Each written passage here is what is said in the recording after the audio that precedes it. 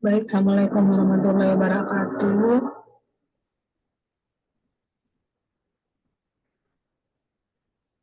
Salam sehat untuk kita semua ya. Pada pertemuan kali ini kita akan membahas terkait materi analisa DNA HBV dengan metode NAT.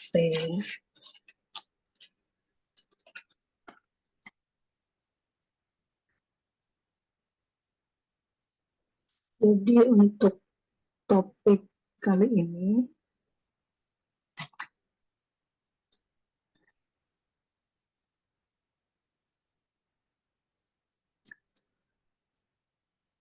ya,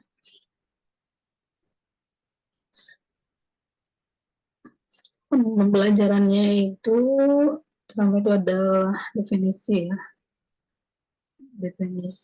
ya, gejala, faktor resiko ya, maupun diagnosis ya.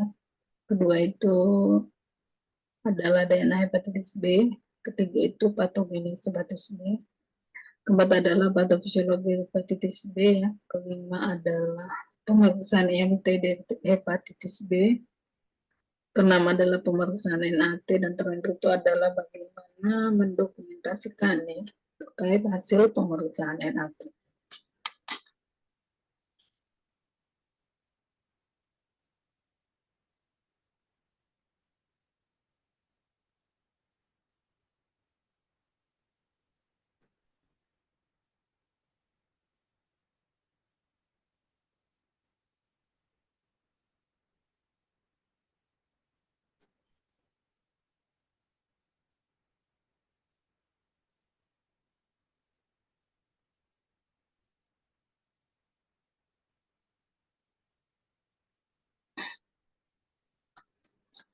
Ya, jadi terkait hepatitis B ya, terus disingkat sebagai HBV ya. Jadi salah satu virus ya, deoksiribonukleik asid atau DNA ya, yang paling kecil yang berasal dari genus Orthohepatnavirus ya, dari family Hepatnaviridae ya, dengan diameter antara 40 sampai 42 nanomikron ya. Jadi untuk hepatitis B di sini ya adalah virus yang diselimuti dengan genom DNA ya, yang berantai ganda dan melingkar ya. Bagian luarnya itu atau envelopnya itu berupa protein envelop ya, lipoprotein ya. Sedangkan bagian dalam itu adalah nukleokapsid atau core-nya ya.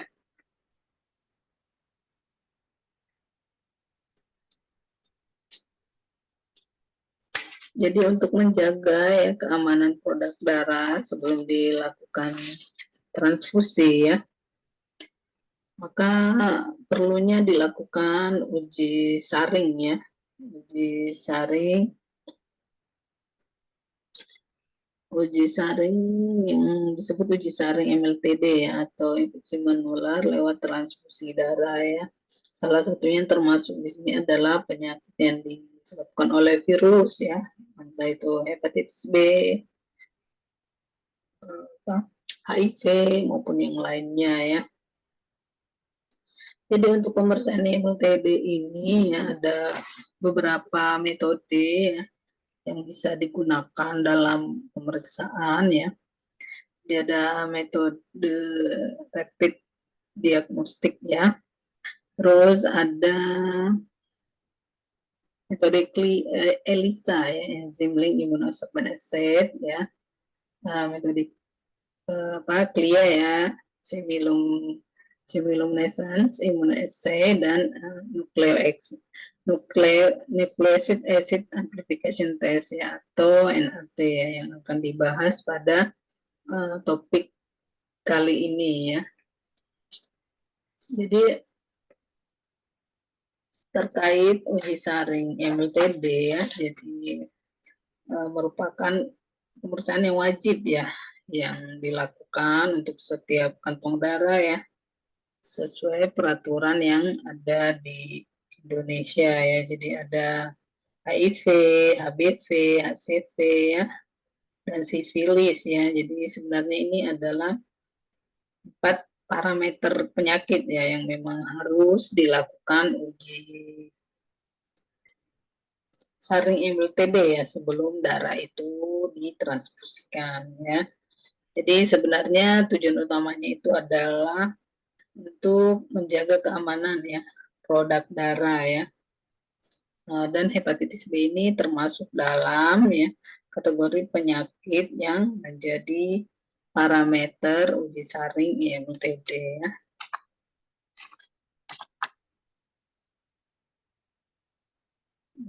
Sekarang kita masuk ke pengertian ya, atau risiko, gejala maupun diagnosis ya.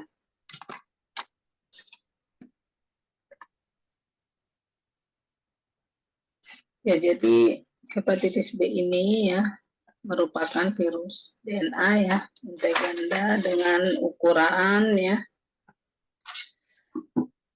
42 nanomikron ya dengan lapisan luar ya 7 nanomikron dengan inti dalam itu tebal 27 nanomikron ya.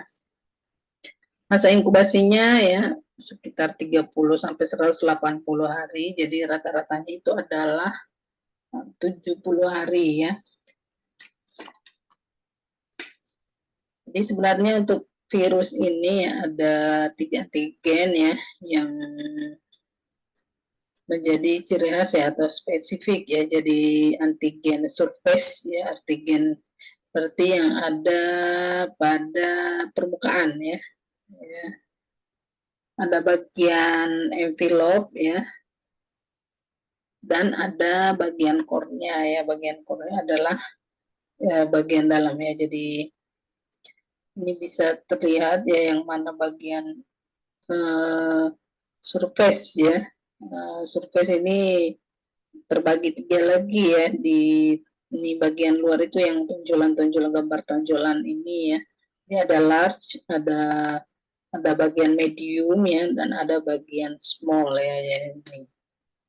Jadi terbagi 3 ya untuk surface-nya ya, sedangkan envelope-nya ya, seperti pembungkus ya. Nah, terus di dalam core-nya ini ya, antigen ya. Nah, di dalamnya itu ada DNA ya dari virus hepatitis B ini ya. Jadi untuk virus hepatitis B ini ya sebenarnya ada yang dianggap akut ya maupun ada yang dianggap kronis ya. Kalau akut jika misalnya berlangsung kurang dari 6 bulan ya, sedangkan yang kronis itu jika tidak sembuh ya secara klinis ya melalui gambaran patologi anatomi ya selama 6 bulan ya. Ya, jadi virus ini bisa tetap menular ya apabila simpan pada suhu 30 sampai 30 derajat Celcius ya, setidaknya selama 6 bulan ya, dan jika dibekukan ya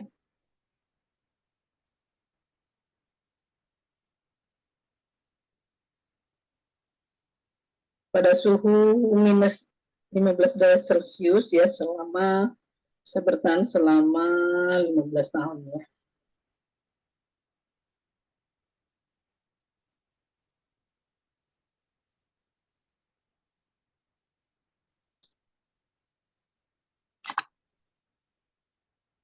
Ya, jadi hepatitis ini merupakan peradangan hati ya di yang disebabkan oleh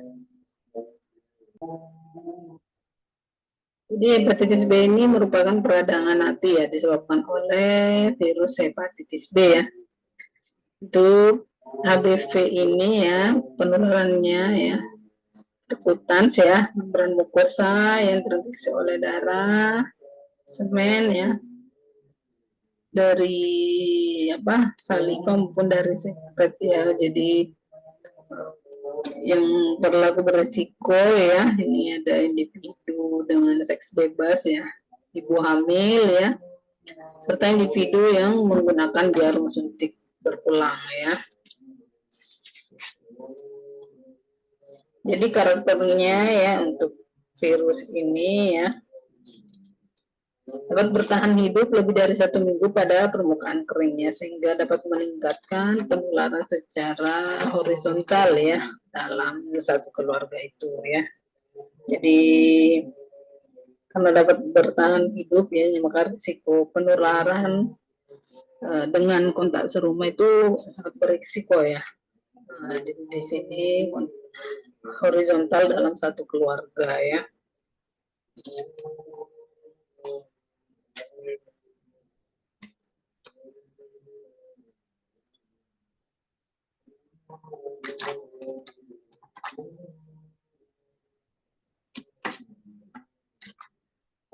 Jadi terkait faktor resiko ya. Jadi sebagai pencegahan penularan ya virus hepatitis ini ya, maka perlu dilakukan upaya ya terkait dengan pemeriksaan hepatitis ya. Apabila seseorang itu memiliki kadar ALT yang tinggi ya, jadi pemeriksaan tes fungsi hati ya, jadi baik itu misalnya adalah SGOT maupun SGPT yang tinggi ya. Jadi ini adalah tes-tes terkait fungsi hati itu kan termasuk anggota individu yang berisiko ya. Jadi ada anggota keluarga ya dengan HbA1c positif ya, orang dengan seksual bebas ya, wanita hamil ataupun orang-orang dengan penggunaan jarum suntik yang berulang ya.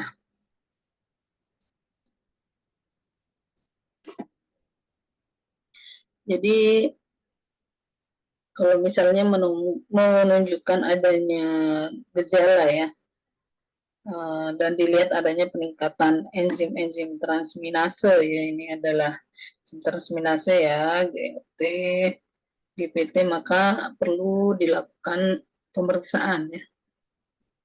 HbA1c ini dilakukan screening ya. Jadi untuk donor darah ya, mau donasi organ ya, ataupun jaringan, tidak cukup hanya pemeriksaan hepatitisnya saja ya, tapi perlu dilakukan diberikan rekomendasi ya untuk pemeriksaan DNA-nya juga ya. Jadi bukan hanya screening dari hepatitis ini ya, ataupun hanya rapid ya, misalnya hanya rapid, tapi perlu dilakukan DNA ya, pemeriksaan DNA ya. Jadi dalam hal ini bisa dengan NAT ya, metode NAT ya, karena mengingat ya risiko penularan dari penyakit hepatitis ini ya sangat tinggi ya.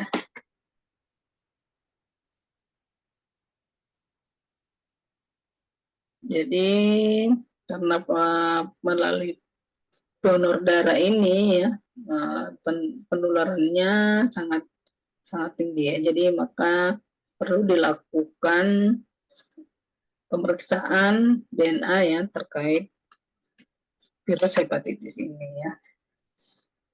Jadi adapun untuk diagnosis ya, memperhatikan gejala klinis ya, pemeriksaan fisik maupun pemeriksaan laboratorium ya.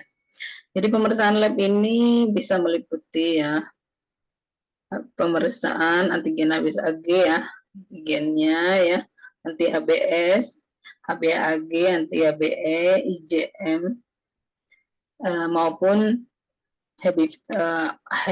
pemeriksaan HBV DNA atau pemeriksaan DNA-nya ya.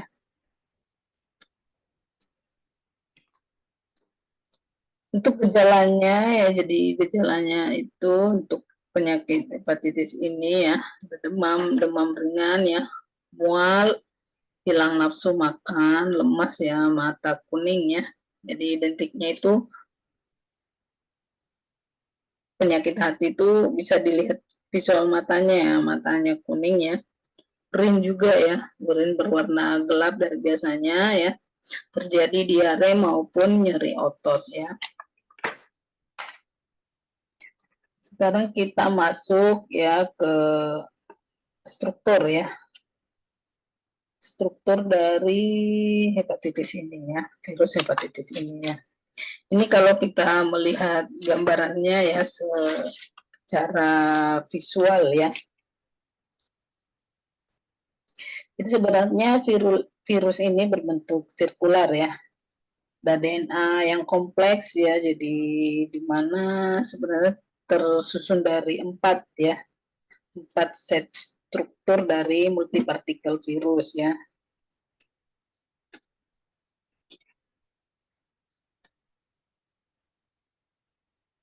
Jadi sebenarnya untuk virus ya, jadi ini bisa kita lihat ya, ini komponen lipidnya nukleokapsid protein ya.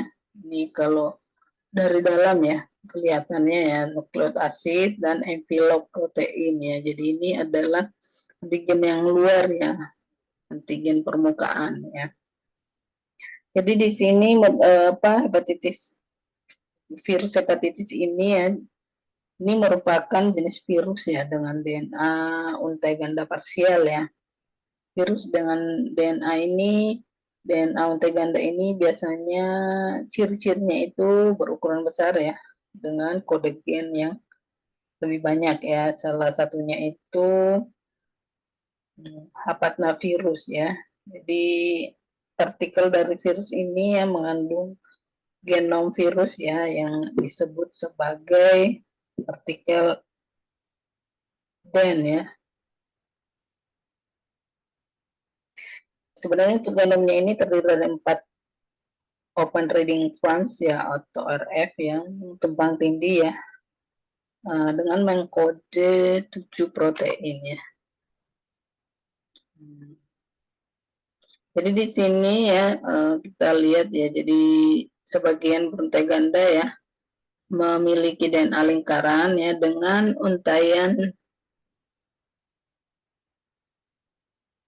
Jadi dengan untaian bagian dalam berupa cincin ya, yang tidak lengkap, yang disebut sebagai untai positif ya. Terus yang rantai luar ini bertindak sebagai penyedia protein ya, dan rantai dalam berfungsi sebagai replikasi dari virus ya. Jadi di bagian luar ini fungsinya untuk menyediakan protein ya, bagian dalam sebagai replika ya. Jadi sebenarnya untuk pemeriksaan DNA ya untuk HBV ini ya, sebenarnya bukan inti screening ya maupun diagnosis, tapi sebenarnya lebih condong kepada pemantauan ya dari terapi obat antiviral ya, yang diukur melalui perubahan jumlah kadar ya, jumlah DNA dari hepatitis ini dalam plasma. Jadi dinilai kadarnya ya. Jadi pemeriksaan dari DNA virus hepatitis ini sebenarnya adalah gold standar ya. Gold standar berarti metode yang terbaik ya. Hanya di sini kekurangannya memang membutuhkan peralatan khusus ya. Tenaganya harus terampil ya, kompeten ya, bisa menggunakan alat ya dan melakukan pemeriksaan ya. Dan memang biayanya relatif mahal ya. Tapi kalau sensitivitas, spesifikasinya berarti yang terbaik karena sudah merupakan gold standar ya. Sekarang kita masuk ke patogenesis ya, dari virus hepatitis ini ya. Jadi untuk perjalanan penyakit ya, atau hepatogenesis ya dari virus ini ya. Jadi di sini ya HBV ini terjadi ya karena berkembangnya respon imun tubuh ya terhadap sel hati yang terinfeksi ya. Jadi virus masuk ke dalam tubuh ya, kemudian muncul alpha interferon ya. Jadi ini adalah sudah ada reaksi imun ya di dalam tubuh. Jadi muncul alpha interferon ini fungsinya mengaktifkan peran serta dari NK ya, atau sel natural killer ya. Jadi sel pembunuh natural ya yang ada dalam tubuh ya. Jadi caranya itu meningkatkan jumlah alpha interferon ini ya. Itu apabila jumlah ini meningkat itu ada gejala ya ataupun keluhan berupa panas maupun mual ya. Jadi setelah masuk reaksi radang ya, ini limfosit T ya, T helper dan CD4 ini timbul ya, dan terus mengalami peningkatan ya selama mengalami sensitisasi dan tidak nukleokapsid ya. Jadi infeksi awal ya dari virus ini ditandai dengan demam ya, pusing, urin gelap ya tadi ya, urin gelap ya. Jadi pada beberapa kasus mungkin gejala awal itu belum ada ya, sehingga seseorang itu karena misalnya gejala kliniknya tidak ada ya, jadi seseorang itu tidak bisa menyadari bahwa dirinya itu sedang sakit ya, ataupun terinfeksi dari virus hepatitis ini, karena penyakit juga tergantung dari sistem imun tubuh ya. Tapi kalau misalnya tidak menunjukkan adanya gejala ya, ini biasanya seseorang itu tidak mengetahui ya bahwa sedang terinfeksi virus ya. Untuk virus ini ya, dominannya itu untuk kejadiannya ya risikonya lebih besar pada laki-laki dibandingkan perempuan ya. Ini sebenarnya untuk pencegahan ya dari penyakit ini ya bisa dilakukan vaksin hepatitis B sejak dini ya. Jadi HBV ini ditransdermal ya ke merupakannya juga melalui selaput lendir ya, bisa dari darah maupun sekret ya. Terkait dari patofisiologi ya dari penyakit hepatitis B ini ya, ini ada 5 fase ya, 5 fase dari virus ini ya. Jadi pertama itu adalah imun toleran ya. Jadi ini tandanya itu sistem imun itu menghambat ya replikasi dari virus ya. Di mana ya HBV-DNA ya, HBE-nya dan ABS-nya ini dilepaskan ya, dan dapat dideteksi di keberadaannya itu di dalam serum ya. Untuk fase kedua ya, jadi di sini merupakan imun reaktif ya. Jadi pada fase ini ditemukan ya HBsAg-nya positif ya. Jadi kadar enzim ya ALT-nya ini meningkat ya. HBsIgM-nya mulai diproduksi ya. Jadi untuk HBDNA-nya ya, HBeAg dan HBsAg-nya ini sudah semakin banyak ya, sudah ada replikasi semakin banyak ya. Di fase ketiga ya, jadi replikasi menurun ya, kadar HBV-DNA-nya rendah ya, HBeAg-nya negatif ya, namun masih ada ditemukan HBsAg ya. Ini sudah disebut inactive carrier state ya. Jadi sebenarnya di mana resikonya itu bisa aktif kembali ya. Jadi sebenarnya kalau carrier ini ya, kalau sistem imun kita rendah ya, biasanya akan aktif kembali ya. Tapi selama kita sistem imunnya kita baik, kondisinya sehat, ya ini menjadi inaktif carrier ya biasanya ya. Jadi di sini risikonya antara 10 sampai 20% ya. Terus fase keempat ya ada HBAg negatif ya. Namun pada fase ini sudah mengalami mutasi ya. Ada precore regio promoter core ya dari genom ya. tetap aktif melakukan replikasi ya, jadi di sini posisinya masih aktif melakukan replikasi sehingga komplikasi di sini masih bisa berlanjut ya. Jadi masih karena masih aktif ya, masih ada replikasi ya, sehingga komplikasi ini masih bisa berlanjut ya. Jadi fase kelima ya, ini udah HBsAg-nya sudah ditemukan negatif ya. Replikasi virus berhenti ya, tidak ada lagi replikasi ya, namun VHB di sini masih beresiko ya untuk ditularkan ya, karena sebenarnya tadi disebutkan ya, ada fasenya itu adalah inaktif ya. Nah, ini inaktif ya, jadi berada di posisi reaktif. Jadi proses mengaktifkan kembali ya, dari misalnya dari inaktif itu ada proses reaktivasi ya. Jadi kalau mau digambarkan ya, jadi ini sebenarnya 5 fase itu ya, terkait dari perjalanan penyakit ya, atau patofisiologi penyakit hepatitis B ini ya. Jadi fase pertama ya, fase imun tolerans ya. Kedua itu aktif fase ya, atau fase imun clearance ya. Ketiga itu masuk ke fase inaktif HBsAg carrier ya. Terus fase keempat di sini ya, reaktivasi ya, imun HBsAg-nya negatif ya. Terus resolve chronic hepatitis B ya, viral infection jadi infeksi virus, hepatitis B kronis teratasi. Ini kalau ini perjalanan ya berdasarkan 5 fase ini ya. Sekarang kita masuk pada pemeriksaan MLTD ya. Tuh.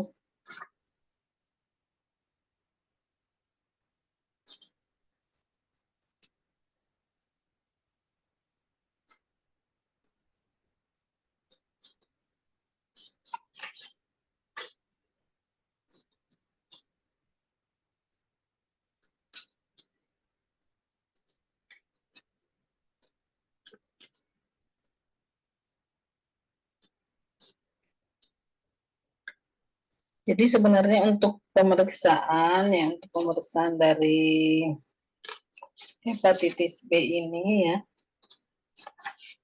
Jadi sebenarnya ada beberapa metode ya yang bisa digunakan untuk pemeriksaan hepatitis ini ya. Jadi ada rapid ya. Tadi udah disebutkan ada metode rapid ya. Terus metode ELISA ya. Metode ELISA. Terus metode CLIA ya. NAT ya. Jadi NAT ini memeriksa DNA dari virus hepatitis ini.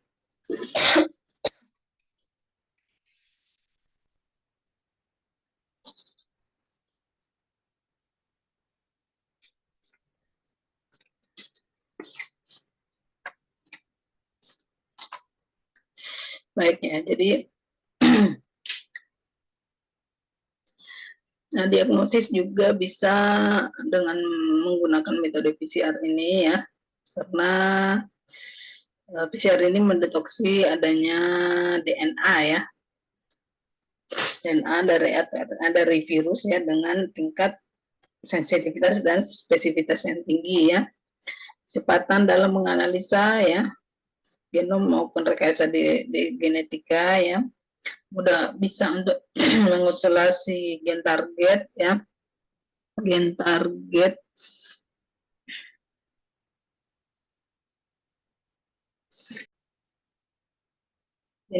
ya, dan semakin memberikan banyak informasi data sekuen ya. Jadi bisa diperoleh di berbagai database publik ya, dapat diakses ya dengan mudah dan bebas ya.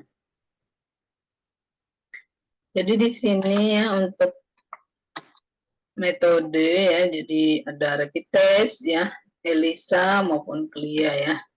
Jadi untuk rapid test ini ya sebenarnya untuk screening ya, screening dengan teknik imunokromatografi. Jadi ini kelebihannya adalah hasilnya lebih cepat ya dibandingkan yang lain ya. Cepatannya karena menggunakan sistem rapid test ya. Jadi pada prinsipnya itu ya, serum itu diteteskan ya pada strip yang sebenarnya sudah dilapisi dengan antibodi HBs ya. Jadi campuran ini akan bergerak ya sepanjang strip membran ya, terus akan melakukan ini ya, akan berikatan ya dengan antibodi spesifik ya pada daerah tes ya, jadi akan menghasilkan warna ya apabila ada antibodi ya, antibodi dan antigen itu bertemu akan terjadi perubahan warna ya. Sedangkan metode kedua itu menggunakan ELISA ya, jadi ada metode ELISA ya.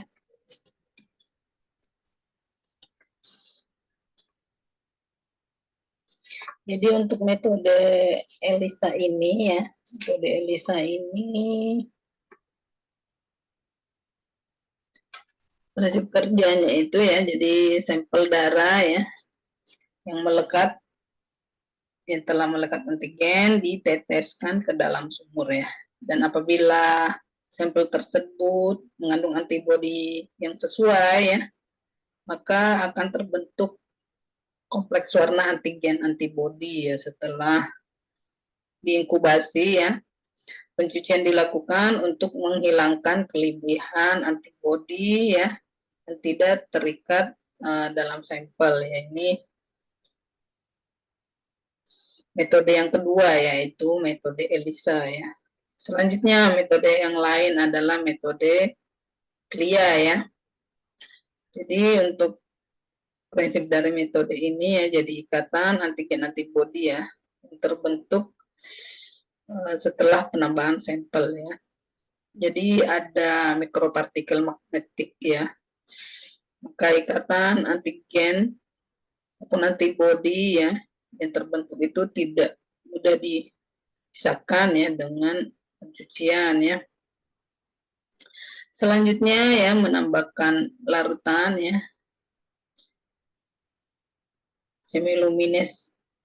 chemiluminescent ya, ataupun kompleks reaksi antigen ya dan antibodi ya dapat dideteksi ya berdasarkan kendaraan yang dihasilkan ya. Jadi besar emisi memberikan informasi kuantitatif ya, jadi kuantitatif berupa angka ya yang bisa diketahui nilainya ya, dan konsentrasi ya antigen ya ataupun antibodi yang ada dalam sampel ya. Selanjutnya ya di sini ya untuk materi kita yang terkait pemeriksaan DNA HBV dengan metode NAT ya.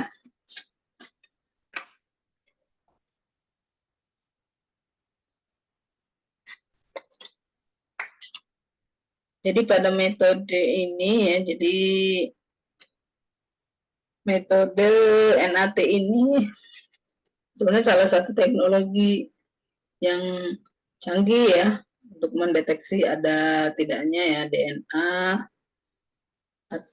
ataupun RNA ya, jadi asam nukleat ya. Jadi asam nukleat di sini bisa RNA maupun DNA ya, dan digunakan untuk screening darah donor ya.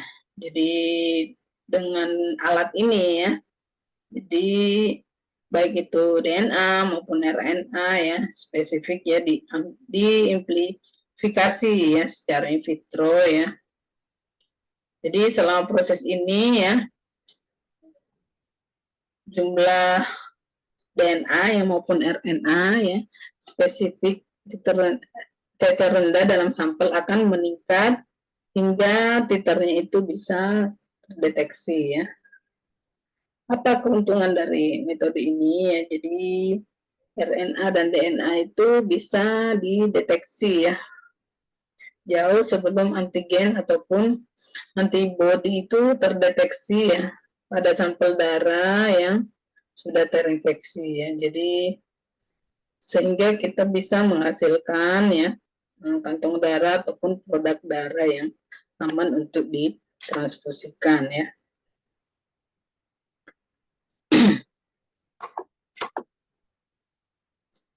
Ya, jadi untuk metode NAT ini ya memiliki sensitivitas maupun spesifitas yang tinggi ya,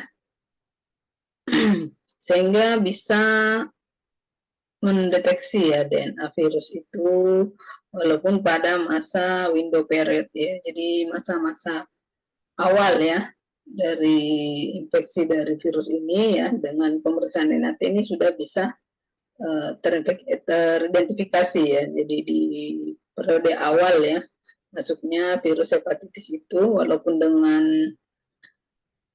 kadarnya masih rendah ya, jadi masuknya masa window period ini sudah bisa terdeteksi dengan ini ya, dengan metode NAT ini ya.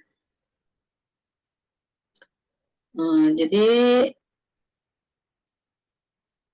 asam nukleat ini DNA atau RNA-nya ya, spesifik itu ditargetkan secara in vitro ya. Selanjutnya ya diamplifikasi ya, dikembangkan atau diperbanyak ya. Lalu akan dilakukan ini ya, pembacaan ya. Jadi bisa berupa flash and glow ya. Jadi asam nukleat spesifik ya dapat terdeteksi ya, sehingga menunjukkan adanya virus hepatitis dalam sampel ya. Jadi untuk prosedur pemeriksaannya ya, jadi ada target capture ya, transcription mediation amplification ya.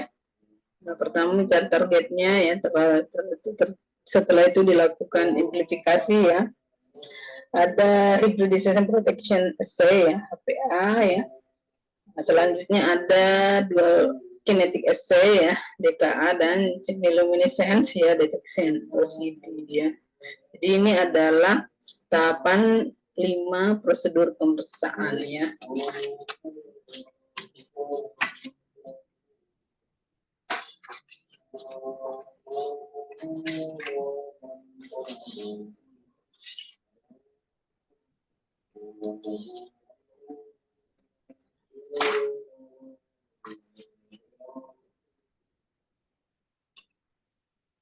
Jadi sebenarnya ya dengan metode ini ya,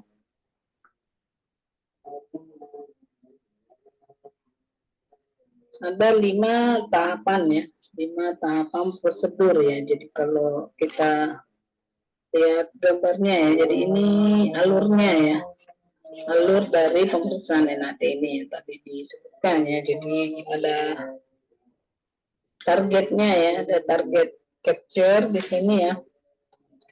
Nanti kita akan bahas satu persatu ya. Jadi sebenarnya di target capture ini dilakukan sampel, pemanasan sampel ya pada suhu tertentu ya.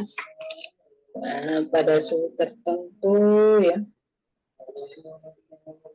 sesuai dengan hasil optimasi yang telah ditentukan ya, dari misalnya di sini 62 derajat Celcius ya, dan penambahan mikropartikel magnetik ya. Kemudian DNA keluar dari dalam sel ya akan ditangkap oleh target capture ya, atau probe yang dibawa oleh mikropartikel magnetik ya.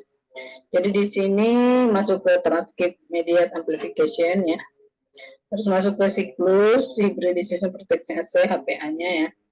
Nah, sampai masuk ke kinetik ya maupun ke CP-nya ya. Jadi ini adalah gambaran alur proses pemeriksaan NAT ya. Jadi untuk alat bahan ya dari pemeriksaan DNA BV NAT ini dengan metode NAT ini, jadi dari teknologi ini ya, karena adanya amplifikasi ya, itu akan disalin ya.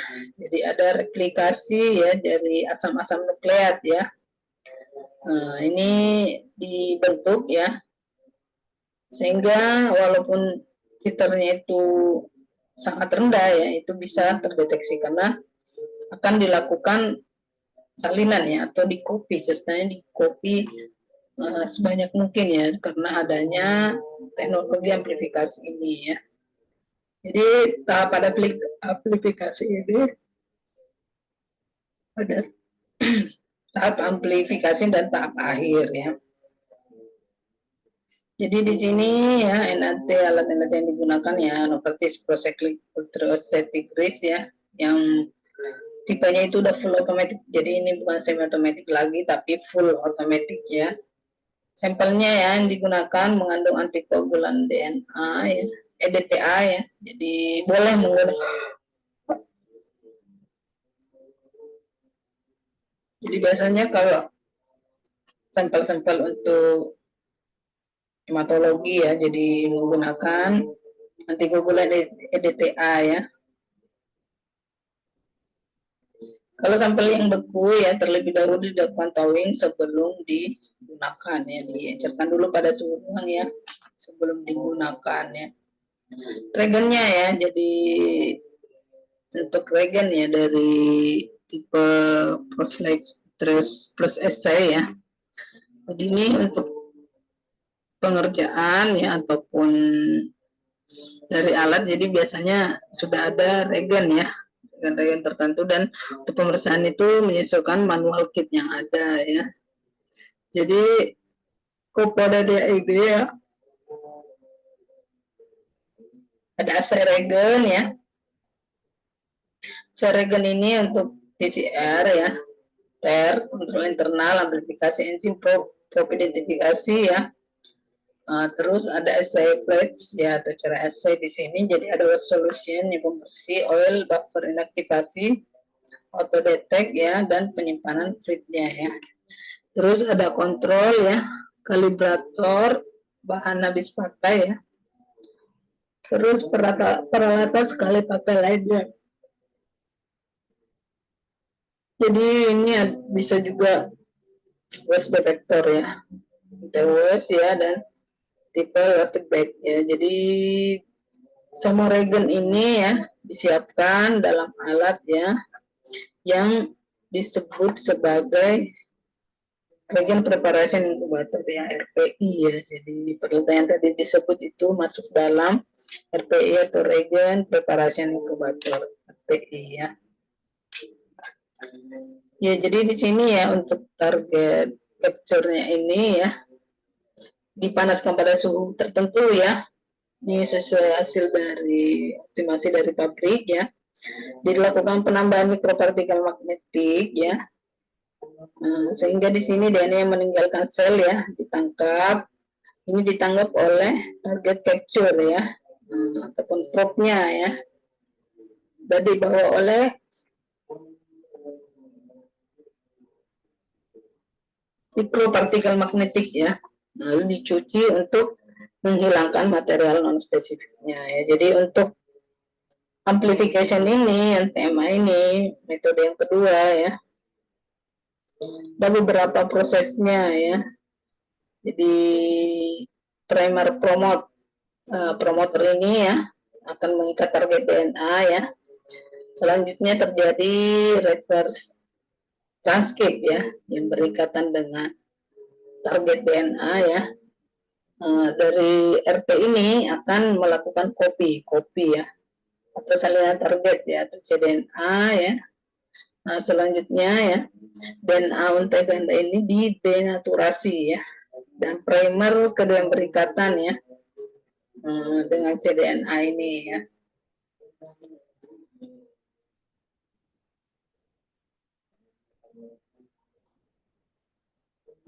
Proses selanjutnya itu ya, RT melekat ya, resintesis DNA ya, jadi ada double stranded DNA menggabungkan kedua primer ya. Terus RNA polimerase ya mengenali wilayah promoter DNA untai ganda ya. Terus terjadi untaian RNA ya, amplikon ya, disalin 100 sampai 1000 salinan ya. Jadi memang ini untaian disalin ya sampai 1000 salinan ya. Kemudian ya berikatan dengan amplikon ya, ataupun RT ya yang bisa menghasilkan untaian salinan target cDNA ini ya. Jadi di sini enase ya, RT akan mendegradasi RNA ya menjadi CNA, DNA berantai tunggal ya. Jadi setelah primer promoter ini berikatan, jadi RT itu akan membuat salinan ya untuk DNA dan RNA polimerase ya, melalui transkrip untuk menghilangkan jumlah salinan RNA target ya. Setelah itu masuk ke hybridization protection assay atau HPA ya. Jadi HPA amplikon ini ya hasil amplifikasi ya, akan di label ya dengan dihibridasikan ya dengan prop 12 ya.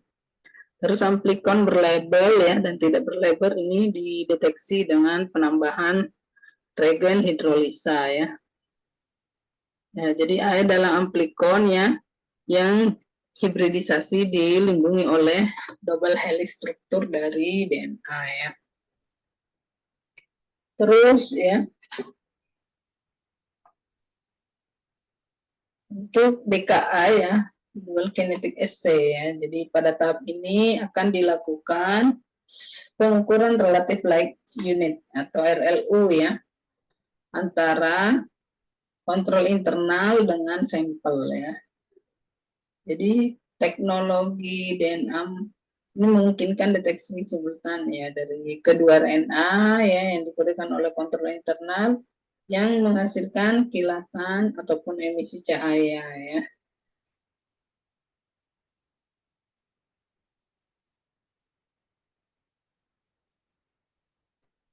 Selanjutnya itu ya RNA yang dikodekan ya oleh virus akan menghasilkan cahaya yang lebih tahan lama ya. Selanjutnya ya di sini di tahap akhir ya atau tahap CD ini ya. Jadi ini adalah pengukuran ya RLU ya yang dilakukan pada tahap sebelumnya ya. Jadi ada ini ya pada tahap DKA ini ya. Jadi ada sinyal laser ya. Ini merupakan label probe spesifik ya yang memiliki emisi cahaya yang cepat ya. Sinyal glower merupakan label probe ya yang spesifik ya. Virus yang memiliki emisi cahaya yang lambat ya. Jadi merupakan label probe spesifik virus ya yang memiliki emisi cahaya yang lambat.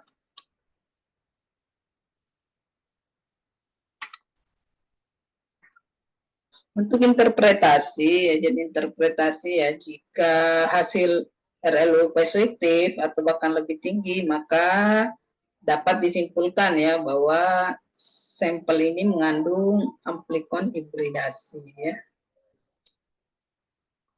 Apabila hasilnya positif ya otomatis darah itu tidak bisa untuk ditransfusikan ya karena ada asam nukleat ya ataupun DNA ya yang terdeteksi ya. Jadi kalau misalnya sampel itu tidak mengandung amplikon ya hibridasi maka sampel itu tidak mengandung asam nukleat ya ataupun darah itu dapat ditransfusikan ya. Tidak ditemukan ya, jadi tidak ada asam nukleat, DNA ataupun yang lain pada darah, maka darah itu dapat ditransfusikan.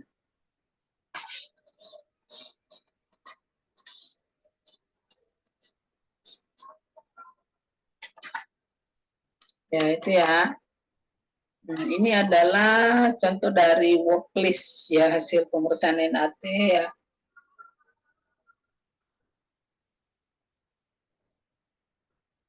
Itu produknya di sini ya dengan post-like ultra plus assay ya. Jadi ini adalah contohnya ya hasil atau worklist hasil pemeriksaan NAT ya. Jadi yang paling atas ini ya 1, 2, 3 adalah negatif kalibrator ya. Setelah itu ada IV kalibrator, ada HCV kalibrator, dan HBV kalibrator ya. Ini adalah relative result ya. Kalau berwarna merah ya, dan ada hasil invalid result ya, apabila dia berwarna biru ya.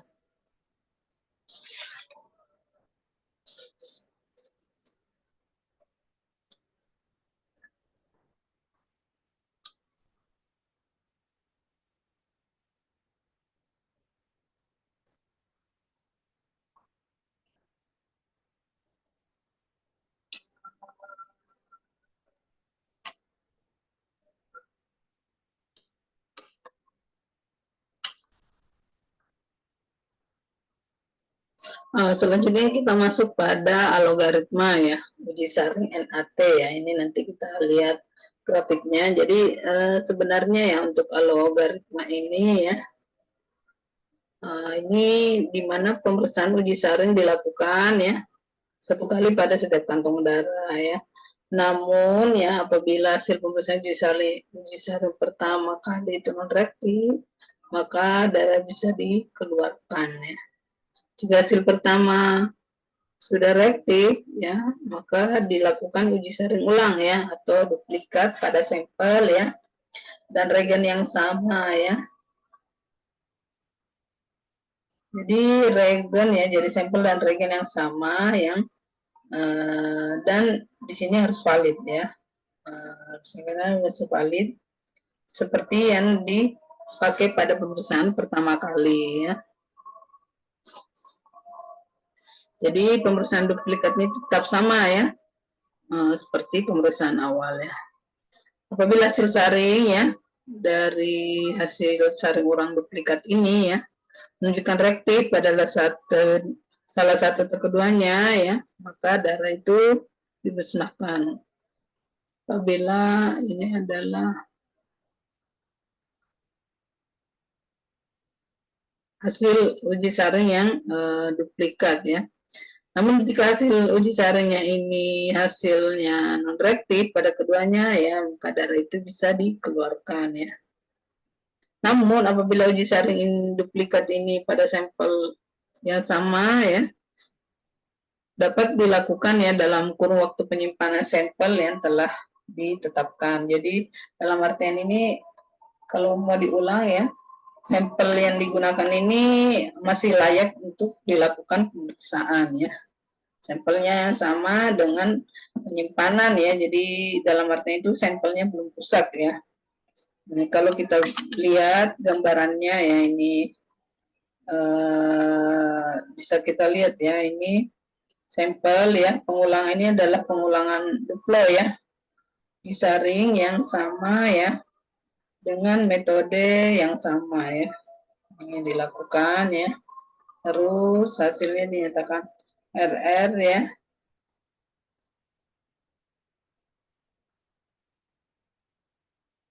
Ya, jadi di sini terlihat ya.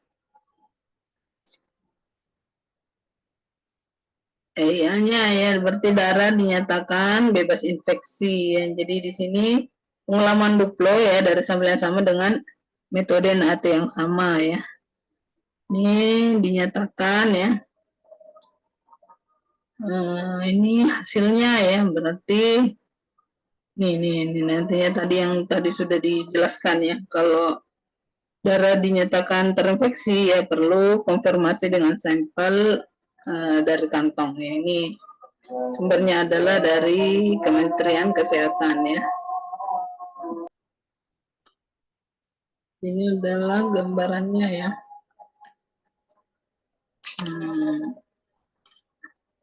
Untuk link video ya, mungkin bisa menyimak ya metode pemeriksaan pada lihat ini ya. Namun sebelum mengakhiri materi ya, kita masuk dulu ya ke materi selanjutnya ya, terkait dokumentasi hasil dari pemeriksaan NAT itu sendiri ya.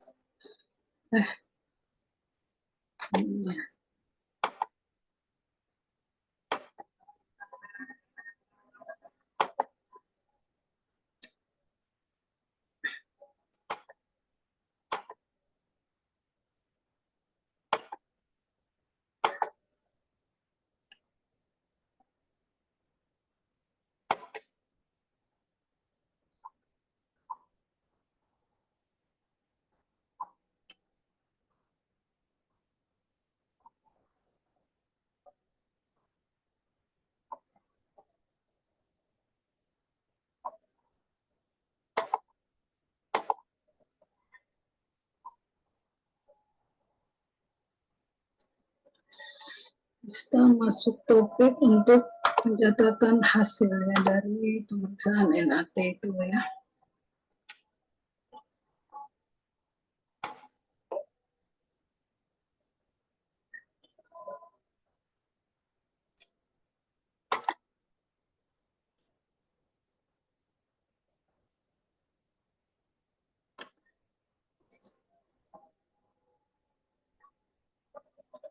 Ini adalah sistem pencatatan ya dan dokumentasi hasil pemeriksaan NAT ya.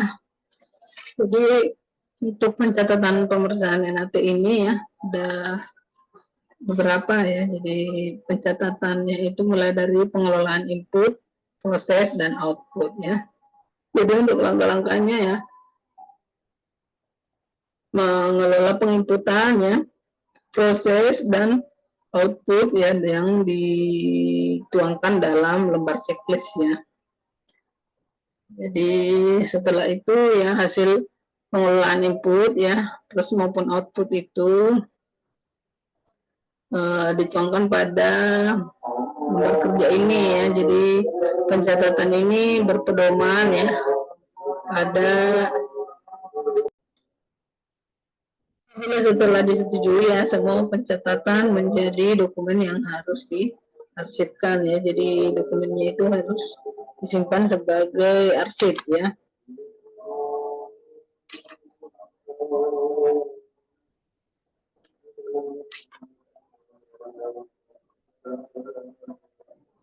Jadi dari pencatatan input ya dari pemeriksaan NAT ini ya. Jadi checklist dari langkah-langkah pemeriksaan sampel ya. Terus pencatatan data input ya, pemeriksaan NAT ya. Ini dibuat menggunakan file Excel ya. Terus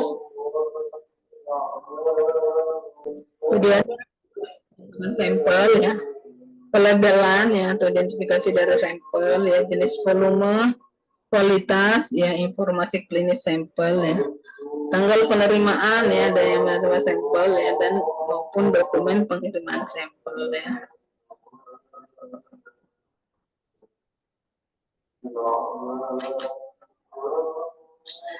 Jadi untuk pencatatan proses ya, jadi ada persiapan sampel ya, ketiga ya, jadi checklistnya itu langkah persiapan sampel ya, dan pencatatan ya, lembar kerja yaitu sentrifugasi ya.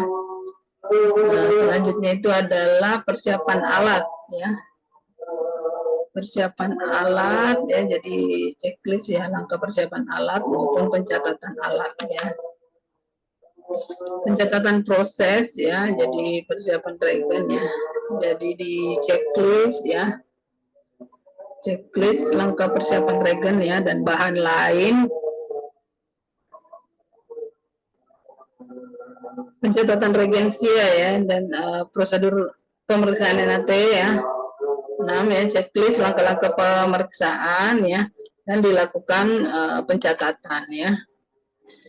Ini misalnya ya pencatatan output ya, hasil pemeriksaan ya, dan print out hasil ya. Ini misalnya nomor barcode ya, rasionya ya, hasilnya ya, hasilnya misalnya di sini ya, hasil yang didapatkan dari pemeriksaan NAT ya, print out hasilnya ya, jadi ditemukan hasil misalnya reaktif maupun non reaktif ya.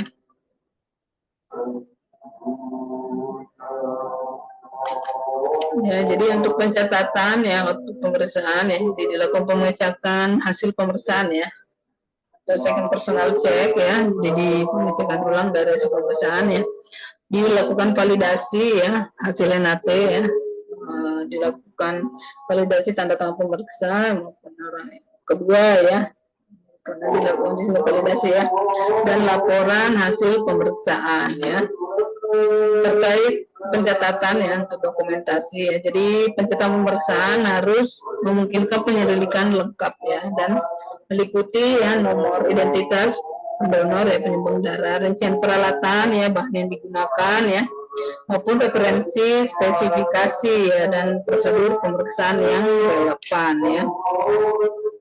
Terus di sini ya terkait dokumentasi ya, dokumentasi juga ada tanggal pemeriksaan ya, identitas petugas ya yang melakukan pemeriksaan ya, maupun identitas petugas yang melakukan peninjauan ulang ya, dan pengecekan hasil ya. Jadi identitas petugas juga dibutuhkan ya dalam pencatatan atau rekod ya pemeriksa maupun yang melakukan peninjauan ulang dan pengecekan hasil ya.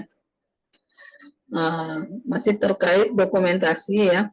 Jadi manual penanganan ya, data wajib ke dalam database ya harus dicek oleh orang kedua ya. Jadi memang harus di sini ada pengecekan dari orang kedua ya. Terus catatan yang harus dijaga di bawah kondisi yang tepat ya, dan didokumentasi untuk jangka waktu yang telah ditetapkan ya.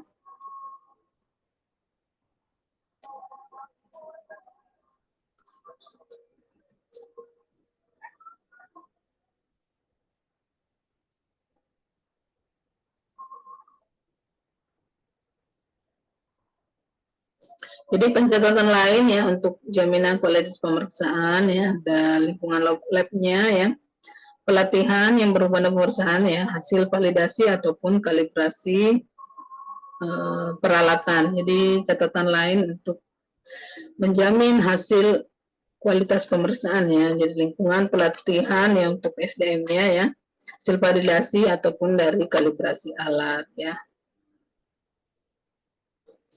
Ya, jadi ada dokumen sistem ya, manajemen mutu ya, jadi ada manual kualitas ya, prosedur kerja standar ya dari pemeriksaan NAT ya, LK ya, jadi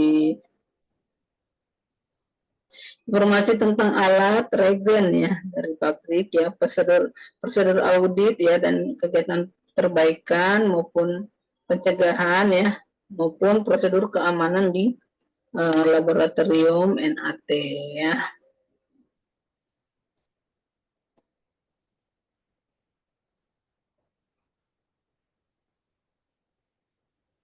Jadi mungkin itu ya materi terkait dengan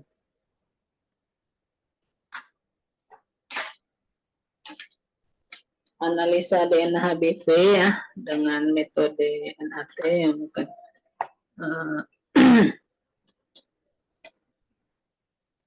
jadi materinya ya mulai dari definisi ya sampai ke pemeriksaan ya, maupun bagaimana sistem pencatatan ya dari pemeriksaan NAT ini ya, mungkin karena tidak dilakukan praktikum ya, sehingga masing-masing bisa mengeksplor ya terkait video-video ya terkait pemeriksaan NAT ya, pemeriksaan HBV dengan metode NAT ini. Mungkin sekian untuk materi hari ini ya. Tetap semangat ya, dan salam sehat untuk kita semua ya. Semoga materi ini menjadi ilmu yang bermanfaat ya, dan saya tutup wabillahi taufiq wal hidayah. Wassalamualaikum warahmatullahi wabarakatuh. Terima kasih.